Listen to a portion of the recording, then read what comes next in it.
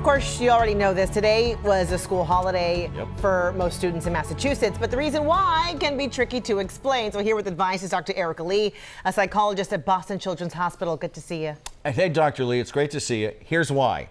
Officially, the state still refers to the second Monday in October as Columbus Day. That's officially. But in many other communities, including Boston, it's called Indigenous Peoples Day. So what do parents need to know about the names, the name change? Yeah, great question. So for those of us that grew up learning in school that Christopher Columbus, quote unquote, discovered America, this can understandably be confusing. So the switch to Indigenous Peoples Day is really meant to acknowledge that when Columbus arrived on the shores of the US, there were already many native peoples living here, but their own communities, they had their own cultures. And unfortunately, many of them were mistreated, killed, or pushed off of their land as Europeans came to the US. And so that switch is also meant to highlight and celebrate the important role that Indigenous people have played and continue to play in our country.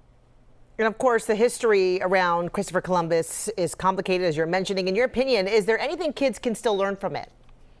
Absolutely. I mean, what we know, if nothing else, is that most of history is complicated, which means that the story is very rarely simple, and there's also always a lot to learn. So, for kids, understanding who gets to tell which stories, are there multiple perspectives to how a story gets told or different viewpoints, and why are stories told in one way more often than another? These are all valuable learning experience for kids as they grow. We want our kids to understand all sides of an issue, and this is a great example of how to approach it with critical thinking. And we want kids to empathize too, Dr. Lee, but most people understand most people understand the importance of empathy.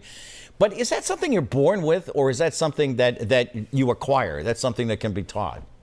So the answer is both. Everyone's born with some empathy, right? And when we say empathy, we mean this ability to sort of understand how other people are feeling or see things from their perspective.